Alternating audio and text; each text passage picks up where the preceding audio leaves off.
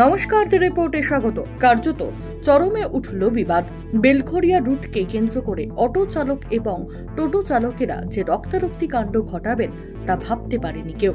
উল্লেখ্য, দীর্ঘদিন ধরে যাত্রী ভাড়া নিয়ে বিবাদে জড়াচ্ছিলেন বেলঘরিয়া ও বিরাটি রুটের অটো ও টোটো চালকেরা।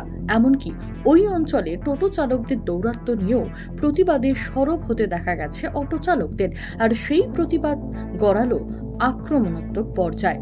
অভিযোগ, গতকাল গভীর রাতে অটো চালকদের ওপর চড়াও হন 12 থেকে 13 জন টোটো চালক। প্রথমে বচসা শুরু হলেও পরে তা হাতাহাতির পর্যায়ে পৌঁছায়। শুনবো আক্রান্ত অটো চালক আকাশ দে কি বলছেন। কালকে রাত্রিবেলা আমরা যখন ব্রিজের মুখে শান্তভাবে আমরা আন্দোলন করছিলাম, তখন কিছু দুষ্কৃতী টোটোওয়ালা 10-12 জন মিলে এসে আমরা যখন প্রথমে বলছিলাম মিটমাট করছে যে তোমাদের যা যা বক্তব্য আছে আমাদের সাথে মিলেমিশে কথা বলে তারপর মিট, কিন্তু ওরা পুরোপুরি মারমুখো হয়ে এসছে। কারা? টোটোওয়ালারা। ওদের হাতে বাস ছিল, বড় ইটের ডেলা ছিল, ওরা পুরো তৈরি হয়েছে, মুখে মাস্ক ছিল পর্যন্ত ওদের। যদি পুলিশের কাছে সিসিটিভি ফুটেজ থাকে, ওইখানে সিসিটিভি ছুড়ে পুরোটা দেখতে পারে যে কারা আগে হাত তুলেছে, কারা আগে করেছে। আমরা শুধু প্রতিবাদ করা শুরু করে কেউ আগে হাত তুলে। তারপরে যখন ওই বয়স্ক মানুষগুলোকে যখন আমরা হাত মারছিল, মেরে ফেলে মারছিল, তাদেরকে বাঁচাতে গিয়ে তখন আমাদের হাত, এটা হচ্ছে মঙ্গলার সামনে বিরাটি মুখের সামনে। আমরা অনেকে যারা এই দেখো, আমি রাত্রির 11টা 11:30 মধ্যে পরিষেবা দেওয়ার চেষ্টা করি, যাতে প্যাসেঞ্জাররা অনেক রাত্রির পর্যন্ত গাড়ি চালায়। আমি বিশেষ করে অনেক রাত পর্যন্ত গাড়ি চালাই, অনেকেই গাড়ি চালায় যারা প্যাসেঞ্জাররা বাড়ি পর্যন্ত পৌঁছাতে পারে। কিন্তু এই টোটোওয়ালাদের রোজ দৌড়াতে বেড়ে যাচ্ছে।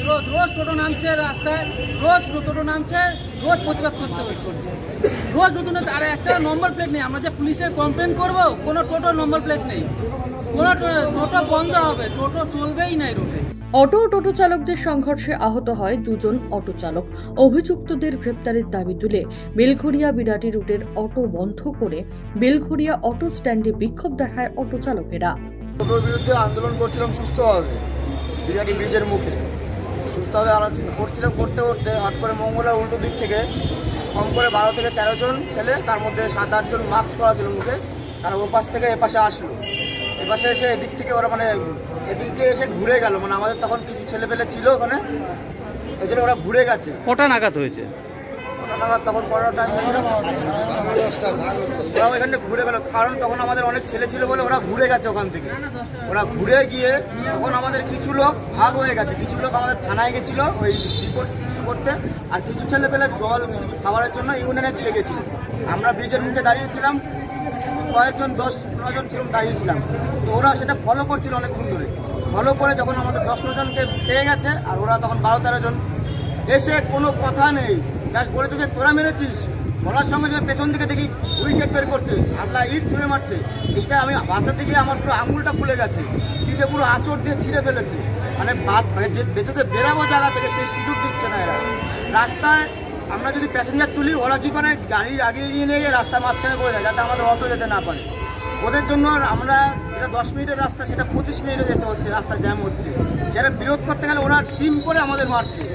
আর আমরা যদি প্রতিবাদ করি, সেই প্রতিবাদের কোনো সফল কিছু আশা পাচ্ছি না, উল্টো আমাদের ফিরিয়ে দেওয়া হচ্ছে। দিনের পর দিন এই জিনিসটা হচ্ছে, মার খাচ্ছি, মার সহ্য করছি, কোনো প্রতিবাদ করছি কোনো কিছু। আপনার তো রাত অব্দি তো অটো চালান, কতটা আতঙ্কের মধ্যে কি বলবো, এখন মনে হচ্ছে যে 9টার পর আর অটো চালাতে পারবো না, যা আতঙ্ক। ওরা কারণ জায়গায় জায়গায় ওরা টিম করছে, 10-12 জন করে জায়গায় জায়গায় দাঁড়িয়ে পড়ছে। প্রশাসনকে কাঠগড়ায় দাঁড় করিয়ে অটো ইউনিয়নের নেতা বিপ্লব দাস কি বললেন শুনুন। সেটা হচ্ছে, আপনারা সুপ্রিম কোর্টের গাইডলাইনটা জানেন যে সুপ্রিম কোর্ট থেকে নির্দেশিকা আছে কোনোভাবেই যেখানে বাস চলা হাই রুট সেখানে টোটো চলবে না। কিন্তু তা সত্ত্বেও কেন পুলিশ প্রশাসন স্টেপ নিচ্ছে না আমরা জানি না। আমরা এখানে প্রায় 40 বছর ধরে এই রুটি রোজগার করে খাচ্ছি, আমাদের দীর্ঘদিনের রুট। আমাদের আপনাদের কাছে আবেদন রইল, আপনারা ব্যাপারটা একটু দেখুন। আমরা প্রশাসনের কাছে করজোড়ে নিবেদন করছি, এবং আমার নেতৃত্বর কাছে যারা আছে তাদের কাছে আমরা নিবেদন করছি, আপনারা এই বিষয়টা একটু গুরুত্বপূর্ণ দেন।